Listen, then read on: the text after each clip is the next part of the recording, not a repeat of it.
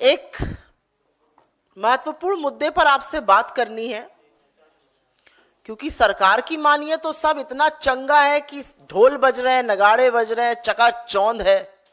जमीनी असलियत बड़ी अलग है। थोड़ा सा देश के हालात समझ लेते हैं, पिछले 2 महीने के हालात। आगरा के एक तरुण थे, उनकी नौकरी चली गई, घर चलाने के लिए कुछ छोटा मोटा काम किया, कर्जा लिया, आर्थिक तंगी इस कदर बढ़ गई कि फंदे से लटकती हुई उनकी लाश मिली और पास ही बेटे और मां की भी लाश पड़ी थी। जौनपुर के 42 वर्ष के रमेश बिंद थे, मजदूरी करते थे, काम नहीं मिल रहा था, उधार लेके खर्च चला रहे थे। वो शिकंजा कसता गया, आर्थिक तंगी बढ़ गई, कर्ज बढ़ता गया, उस बोझ के तले दब गए और अंततः गतवा फांसी के फंदे से झूल गए। पिछले हफ्ते ब्रजेश पाल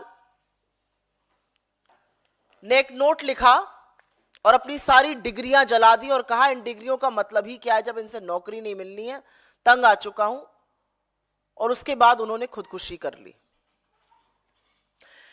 इस देश में 7,000 से ज्यादा लोगों ने आर्थिक तंगी के चलते 2022 में आत्महत्या की है।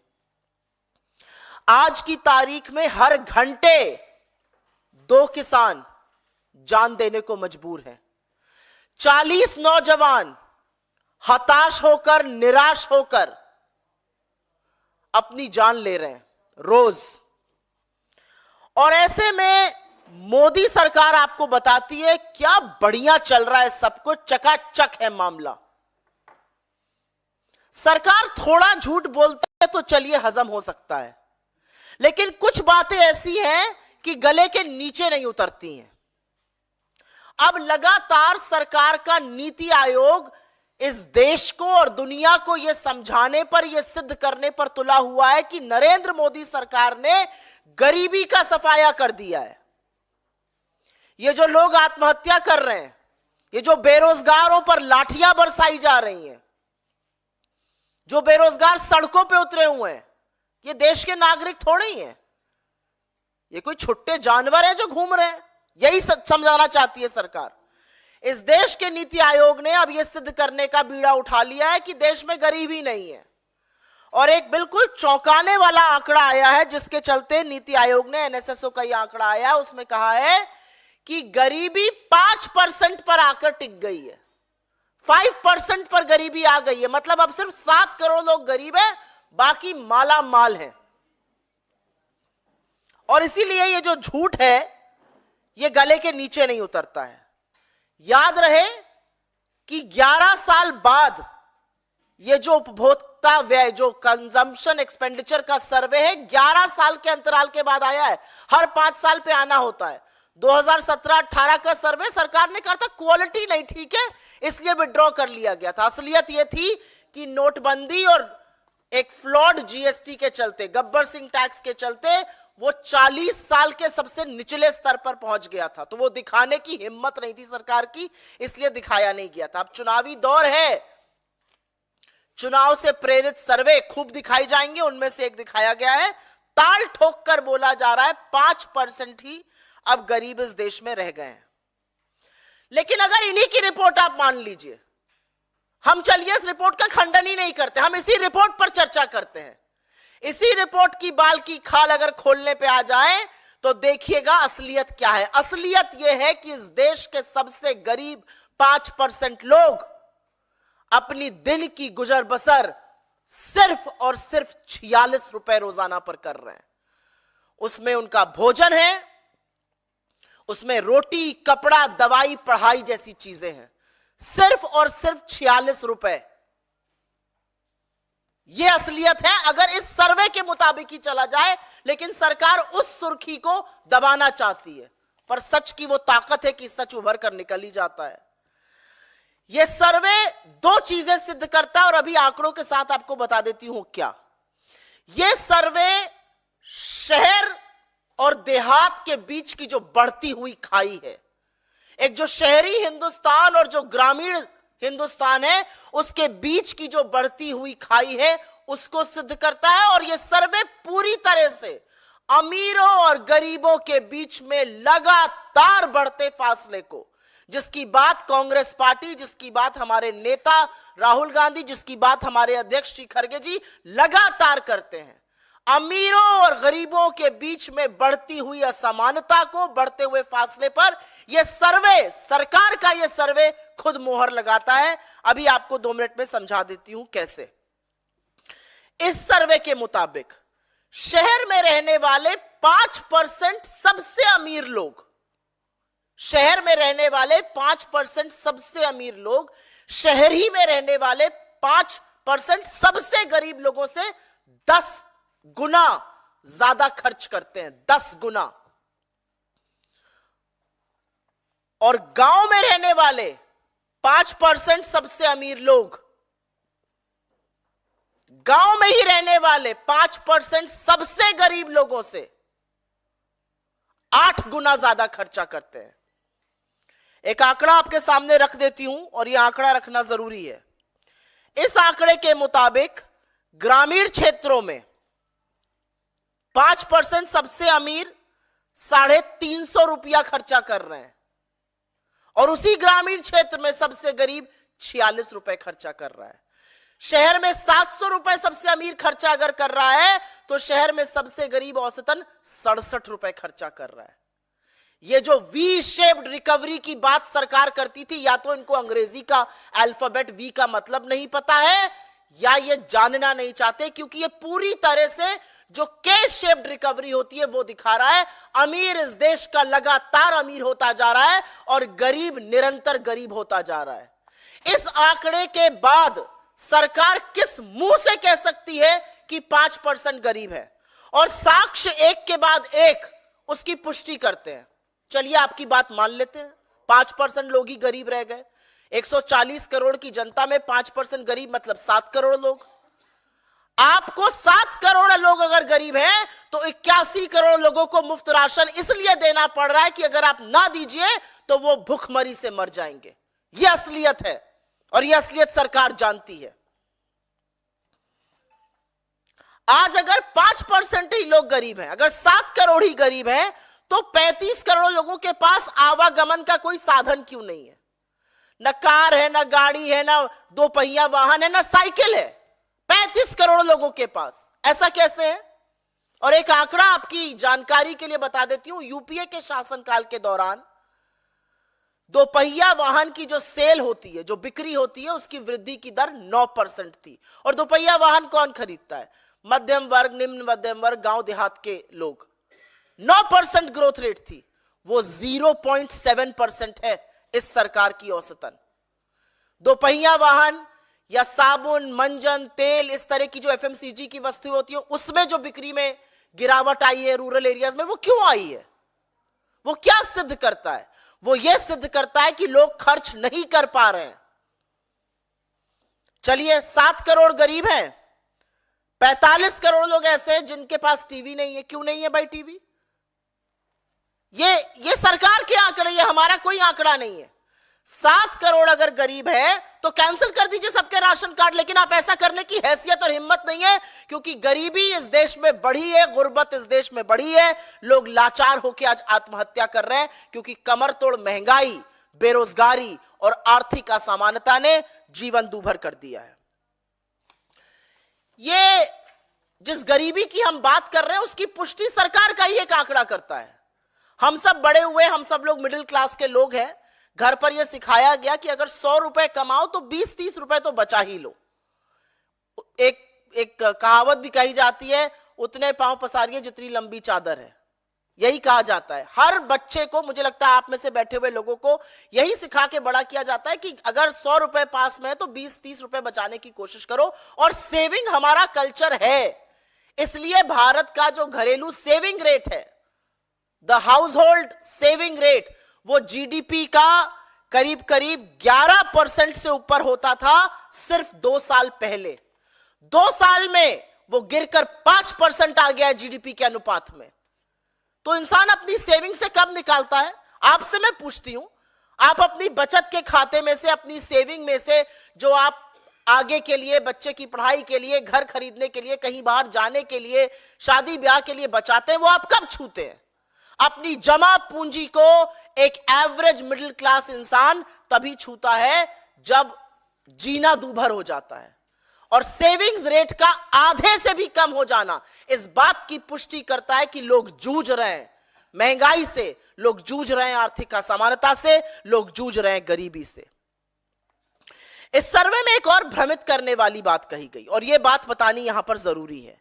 यहां पे कहा गया कि 2.5 गुना खर्चे में वृद्धि हुई है, तो वो लोगों की बहुत अच्छी स्थिति दिखाने के लिए कहा गया है।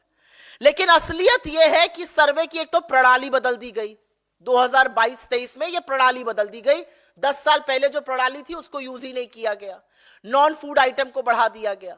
फिर कहा गया कि इसी सर्वे में एक और भ्रमित करने वाली बात कही गई है और उसके बारे में अभी हम आगे बात करते हैं, लेकिन इसका खंडन कर दे। 2.5 गुना क्यों बढ़ा? यही सर्वे आगे कहता है इन्फ्लेशन के नाते लोगों को ज्यादा खर्च करना पड़ रहा है, लोगों की आय नहीं बढ़ रही है।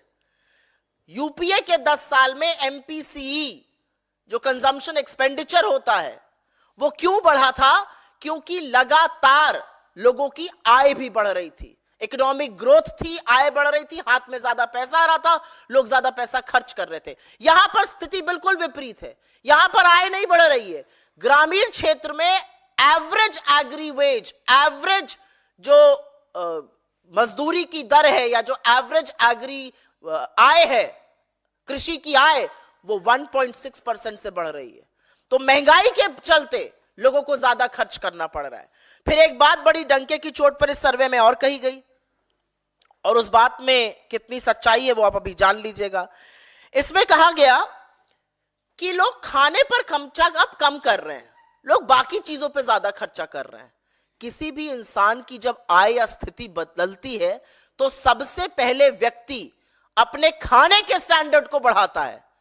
हाथ में पैसा आता है तो लोग अंडा खाते हैं, फल खाते हैं, सब्जी खाते हैं। इसमें कहा गया अनाज पे कम खर्चा कर रहे हैं, फल सब्जी पर ज्यादा कर रहे हैं। अरे अनाज पर खर्चा इसलिए कर रहे हैं क्योंकि उनको मुफ्त का अनाज मिल रहा है जो सरकार को देना चाहिए। फल सब्जी पे कम अगर ज्यादा खर्चा कर रहे हैं लोग, तो सोफी की रिपोर्ट के मुताबिक 74% लोगों को पौष्टिक आहार नसीब क्यों नहीं है? हम निरंतर हंगर इंडेक्स में क्यों गिर रहे हैं? हमारे 7.7%, करीब करीब 8% बच्चे कुपोषण का शिकार क्यों हैं? मतलब सरकार अपने ही आंकड़ों के ध्वस्त मलबे पर खड़ी है। एनएसएसओ द्वारा और भी भ्रामक चीजें उजागर की गई हैं, लेकिन एक बात सच है कि अब चुनाव समीप आ गया है और चुनाव के समीप आने पर इस तरह के सर्वे आएंगे। लेकिन इस सर्वे की सच्चाई और चीख चीख कर जो सच्चाई है वो ये बोल रही है कि 46 रुपए में 5% इस देश की आबादी गांवों में अपनी गुजर बसर करने को मजबूर है और शहरों में 67 रुपए में। तो जब रामेश्वर जी भरी आंखों से कहते हैं हमारी गुजर नहीं हो रही, तो वो इस सर्वे की बखिया उधेड़ते हैं, सर्वे की असलियत खोल देते हैं। हमारे सरकार से कुछ सवाल है और वो सवाल जरूरी है। इस तरह के भ्रामक सर्वे लाकर आप इस देश की क्रेडिबिलिटी पर, डेटा की साख पर देश की आर्थिक क्रेडिबिलिटी को ध्वस्त क्यों कर रहे हैं? और जब भी कोई सरकार आंकड़ों के साथ खिलवाड़ करती है, आंकड़ों की हेराफेरी, आंकड़ों की जालसाजी करती है, उसका पूरा पूरा प्रमाण आपको निवेश जो गिर जाता है उसमें दिखता है। आज प्राइवेट सेक्टर भी इन्वेस्ट नहीं कर रहा है और एफडीआई भी लगातार निरंतर 3 साल से गिर रही है। 16 साल के सबसे निचले स्तर पर आकर एफडीआई खड़ी है, क्योंकि लोगों को अब आपके आंकड़ों पर यकीन नहीं है। हिंदुस्तान की एक क्रेडिबिलिटी थी, एक साख थी कि हम कुछ भी करते हैं, हम अपने आंकड़ों से खिलवाड़ नहीं करते हैं।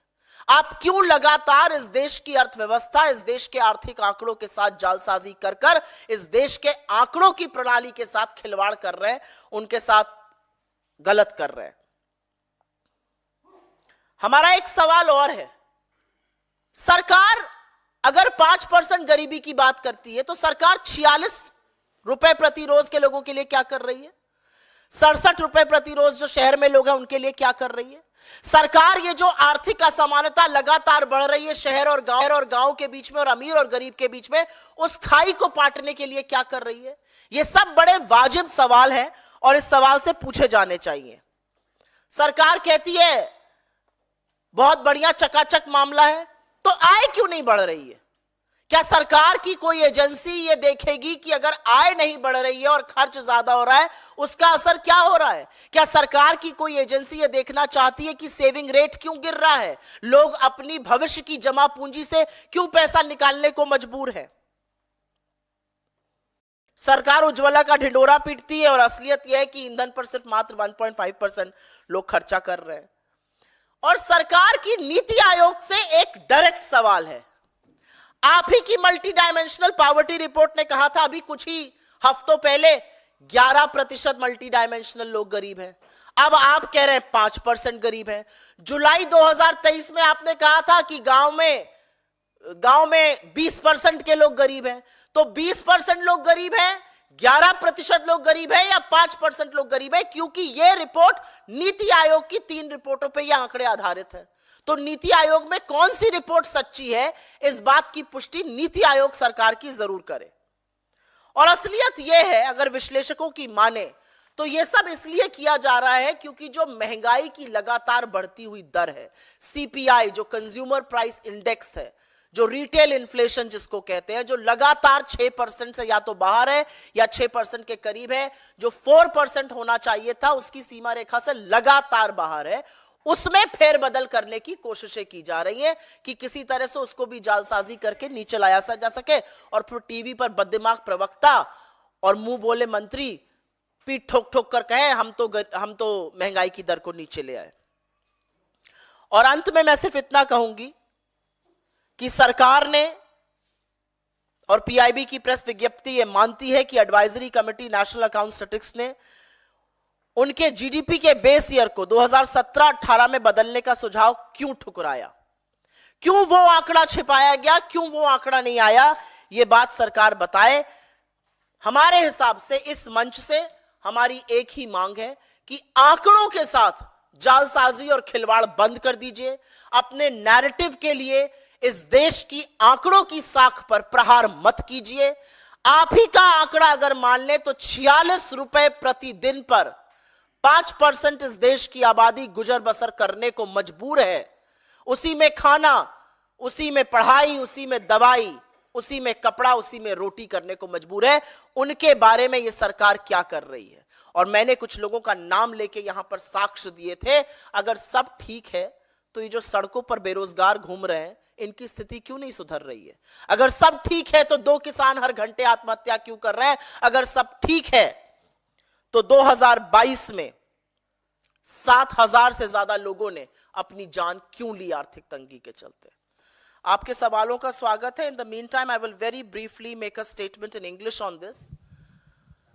The NITI Aayog has come out with yet another narrative setting report, and they now claim that India's poverty has been reduced to 5%, which essentially means that only 7 crore Indians are poor now. Everybody else is middle class or rich. But the devil lies in the detail. Even if we were to listen to this report, which has come after a gap of 11 years, remember in 2017-18, this report on consumption expenditure was concealed by the government, primarily because consumption had dipped to a 4-decade low. Because of demonetization, because of a flawed GST. And which is why even if we were to go with this report actually tells you a very, very unsettling truth. And that truth is that the divide between the rich and the poor, between urban and rural India is widening with every single passage of a minute.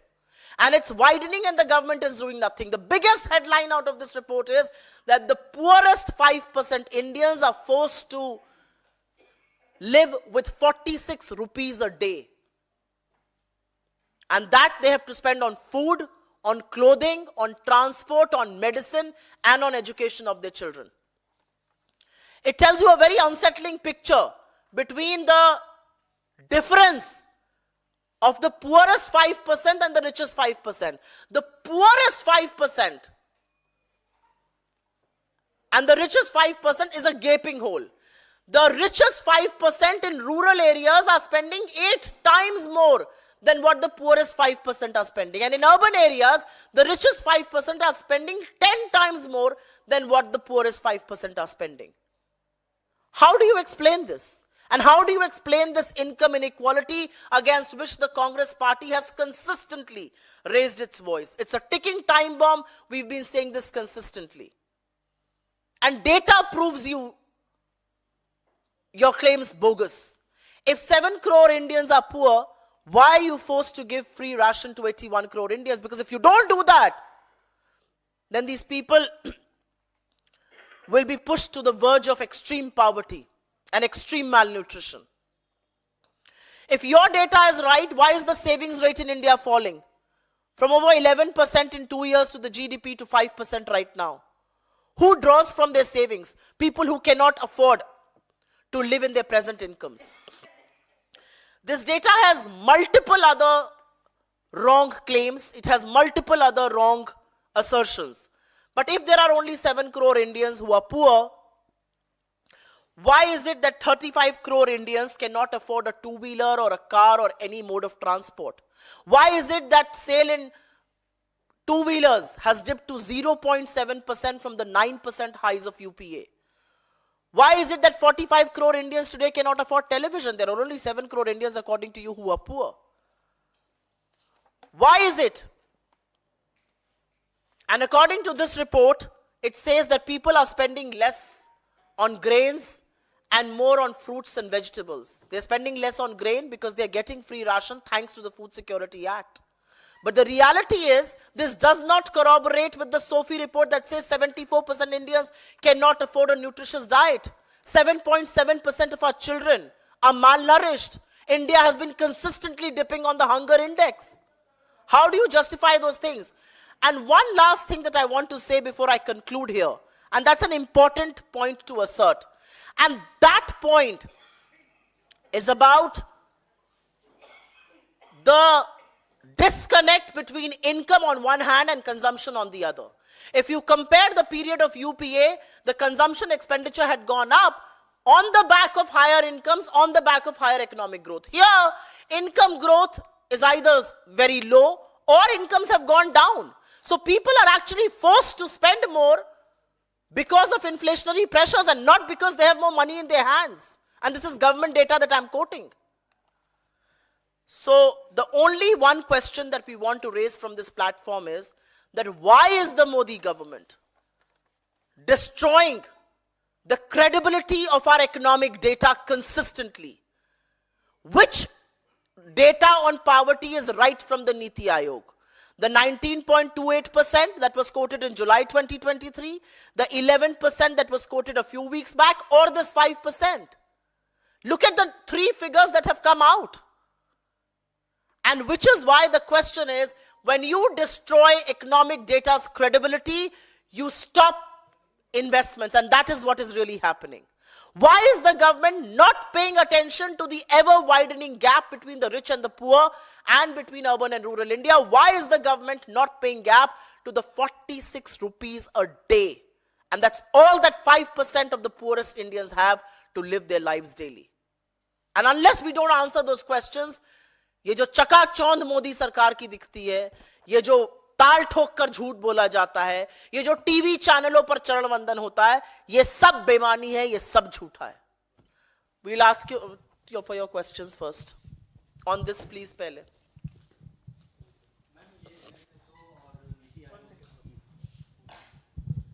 NSSO और नीति आयोग की report में बताया जा रहा है कि गरीबी कम हुई है, और दूसरी तरफ केंद्र सरकार ने अगले 5 साल तक 80 करोड़ लोगों को मुफ्त अनाज देने का जो था उसको और एक्सटेंड किया है. तो आपको इसमें कोई कंट्राडिक्शन नजर नहीं आता है? मैंने पहले ही बोला, हम सबसे पहले सर्वप्रथम एक बात मैं यहां से डंके की चोट पर बोलना चाहती हूं. मैं स्वागत करती हूं लोगों को फ्री राशन देने का, और ये यूपीए की देन है. खाद्य सुरक्षा का जो कानून बना वो यूपीए की डॉक्टर मनमोहन सिंह की सरकार ने सोनिया गांधी जी की प्रेरणा से वो बनाया। ये यूपीए की देन है। हम स्वागत करते हैं कि देश के किसान जो कलेजा धरती का फाड़ कर फसल उगाते हैं वो देश के लोगों तक, गरीब लोगों तक जरूर पहुंचनी चाहिए। लेकिन आपकी बात में दम है और यही बात मैंने इस मंच से कही है। आप कह रहे हैं 5% लोग गरीब हैं, 7 करोड़ गरीब हैं, तो फिर क्यों देना पड़ रहा है आपको फ्री का राशन? आप कह रहे हैं 7 करोड़ गरीब हैं, क्यों नहीं उपभोग बढ़ रहा है? आप कह रहे हैं 7 करोड़ गरीब हैं, तो क्यों नहीं लोग कुछ दुपहिया वाहन कुछ खरीद पा रहे हैं? साबुन तेल मंजन खरीदने को लाले पड़ गए। तो मेरा अपना मानना है कि सरकार जब आंकड़ों की हेराफेरी करती है तो कहीं यह भूल जाती है कि आंकड़ों का ही एक सच होता है, और वो सच इतना भयावह, इतना भयानक है कि वो कहता है कि सबसे अमीर लोग शहर में 10 गुना सबसे गरीब लोग से खर्चा करते हैं और गांवों में 8 गुना खर्चा करते हैं। 46 रुपए रोज पर, जिसमें रोटी, जिसमें कपड़ा, जिसमें पढ़ाई, जिसमें दवाई, जिसमें आवागमन सब है। 46 रुपए मात्र रोज पर 5% इस देश की आबादी गुजर करने को मजबूर है। तो ये आंकड़े तो आप ही के हैं। किस बात का डंका पीट रहे हैं आप अगर 46 रुपए पर लोगों को अपना जीवन गुजर बसर करना पड़ रहा है रोजाना?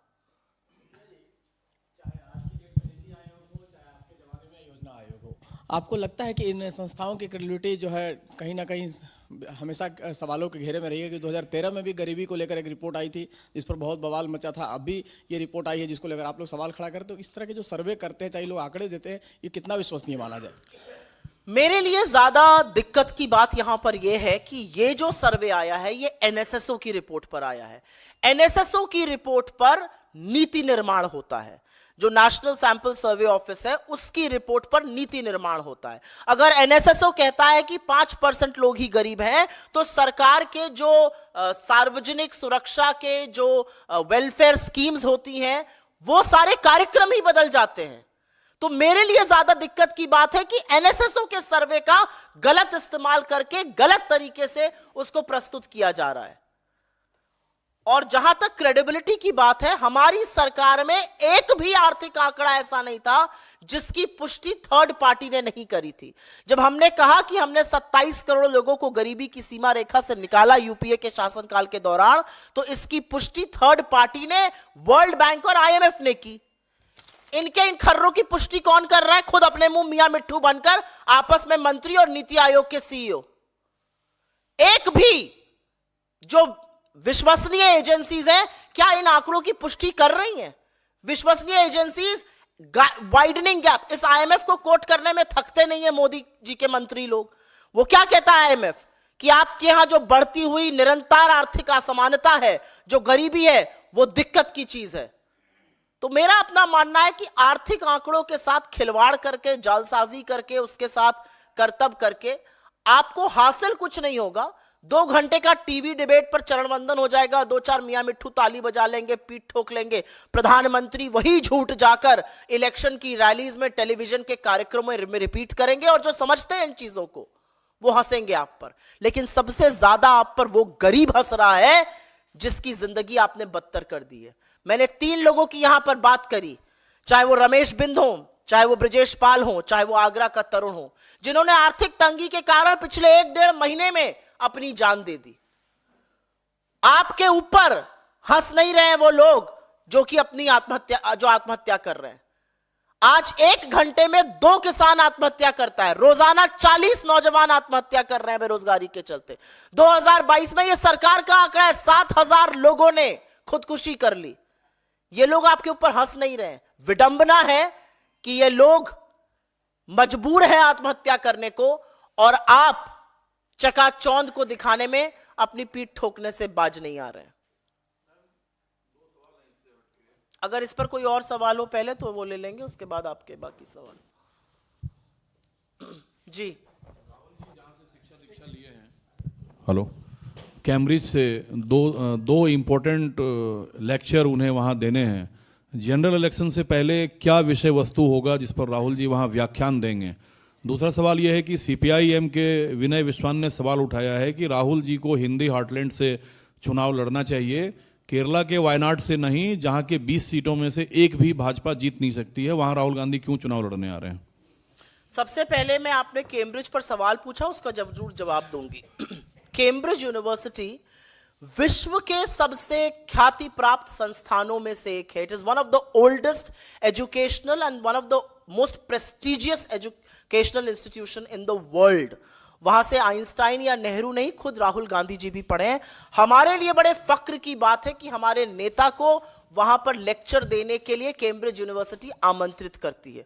उनके साथ उनका सालाना अनुबंध है और वो हर साल जाकर वहां पर लेक्चर देते हैं। हमारे लिए बहुत गर्व की बात है कि हमारे नेता ऐसे प्रेस्टिजियस यूनिवर्सिटी पर जाकर छात्रों से listening in the 21st century, जैसे उन्होंने पिछली बात करी थी, देश और दुनिया की परिस्थिति पर चर्चा करने की कुवत रखते हैं और ऐसी प्रेस्टिजियस यूनिवर्सिटी उनको बुलाती है। 8 महीने पहले ही यह तय हो गया था कि उनको इन 2 दिनों वहां रहना होगा। अब बात आई आपके सवाल की वायनाड पर। राहुल गांधी जी एक ऐसे शख्स हैं जो विंध्याचल की पर्वतों के दक्षिण और उत्तर कहीं भी चुनाव लड़कर जीत सकते हैं। ऐसी हिम्मत एक बार इस देश का प्रधानमंत्री भी करके दिखाया। जी सुप्रिया जी, अभी जो आप जब प्रेस कॉन्फ्रेंस कर रहे हैं, एक राज्यसभा चुनावों के लिए वोटिंग चल रही है, इंडिया गठबंधन जिसके लिए लगातार ये कहा जा रहा था बहुत मजबूत है, लेकिन अभी जब उत्तर प्रदेश की अभी तस्वीर साफ हो रही है तो वहां पर समाजवादी पार्टी के कई विधायकों ने ही बीजेपी के उम्मीदवार के पक्ष में वोट दिया है। तो इसको कैसे देखते हैं कि जहां पर जो है जो लगातार इंडिया गठबंधन के दल हैं उनमें ही टूट देखने को मिल रही है और वो बीजेपी की तरफ जाते जा रहे हैं और उसमें से 2 विधायक तो अमेठी सीट से आते हैं। दुखद है, और दुखद इसलिए है क्योंकि पैसे का क्या प्रलोभन है मुझे नहीं पता, एजेंसीज का क्या दबाव है, किस तरह का प्रेशर इन लोगों पर बन रहा है मुझे नहीं पता। मुझे लगता है इसकी समीक्षा हमारा घटक दल खुद करेगा तो अच्छा रहेगा, मैं उन पर टिप्पणी नहीं करना चाहती हूं। लेकिन दुखद है ये स्थिति। अगर आप इस सरकार के खिलाफ लड़ेंगे तो आप पर हर तरह का दबाव बनाया जाएगा, और वो सार्वजनिक रूप से दबाव आप लोगों को मुझसे ज्यादा पता है, उसका मैं उल्लेख बार बार नहीं करूंगी। लेकिन मेरा अपना मानना है कि जो इस सरकार से लड़ेगा उस पर हर तरह का दबाव बनेगा, और ये जीत के लिए कुछ भी करने को तैयार है।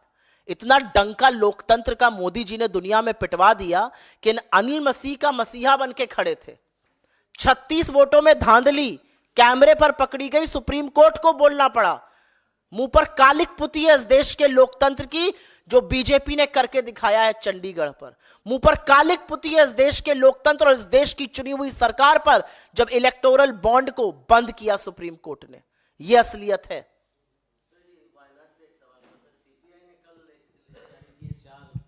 कैंडिडेट्स की उसमें वायनाड भी शामिल है। पिछली बार भी सीपीआई के कैंडिडेट्स खड़े थे, लेकिन इस बार इंडिया गठबंधन था।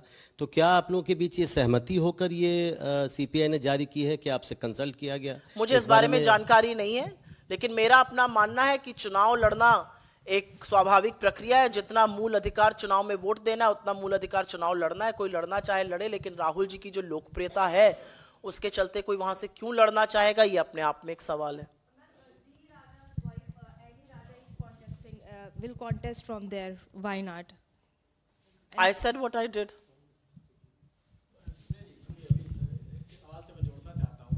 कि जिस तरह से 3 विधायक आपके अमेठी और रायबरेली के सपा के चले गए हैं, बीजेपी को वोट दे रहे हैं, क्रॉस वोटिंग कर रहे हैं, तो ऐसे में आपको लगता है कि कांग्रेस के लिए चुनौती है रायबरेली और अमेठी सीट पे इस बार चुनाव लड़ना?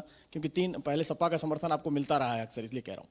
बिल्कुल भी चुनौती नहीं है। अभी मैं 8 दिन के बाद भारत जोड़ो न्याय यात्रा से लौटी हूं, जो उत्तर प्रदेश में चंदौली से शुरू हुई, वाराणसी प्रयागराज होते हुए जब हम प्रतापगढ़, रायबरेली और अमेठी, लखनऊ, कानपुर और उसके बाद पश्चिम में मुरादाबाद, संबल, बाकी जगह होते हुए अलीगढ़, आगरा, बुलंदशहर गए, तो वहां पर जो हमने जमीनी हकीकत देखी, जो लोगों के मताधिकार के चुने हुए लोग अगर अपने वोटर के मताधिकार के साथ खिलवाड़ करेंगे तो वोटर उनको जरूर सबक सिखाएगा। वोटर ने मन बना लिया है। जो असीम जन समूह वहां पर उमड़ा, जिस तरह का प्यार और जिस तरह का समर्थन राहुल जी को मिला, जब सपा के राष्ट्रीय अध्यक्ष हमारे साथ आगरा में शामिल हुए, तो जिस तरह का अपार जन सैलाब था, वो खुद दिखाता है कि कितना लोकप्रिय हमारा गठबंधन है और किस तरह से बीजेपी थर्राई हुई है। चुने हुए प्रतिनिधि अंततोगत्वा अपने वोटर के पास ही जाएंगे और ये वोटर उनको सबक सिखाएगा। कोई और सवाल? बहुत धन्यवाद आपका, लेकिन इस बात को जरूर उजागर करिए। सोच लीजिए वो 46 रुपए जो शायद आप टिप में भी देखते हुए आपको झिझक लगती है, आज की तारीख में अगर कहीं खाना खाने जाओ और टिप में 200-250 रुपए से कम दो तो झिझक होती है। 46 रुपए में एक व्यक्ति रोटी, कपड़ा, पढ़ाई और दवाई सब कुछ पर गुजर बसर करने को मजबूर है। तो जो इंडिया शाइनिंग था वो इंडिया शाइनिंग फिर हो रहा है, और इसका वही हाल होगा जो 2004 में हुआ था। बहुत धन्यवाद आपका। न्याय का हक मिलने तक।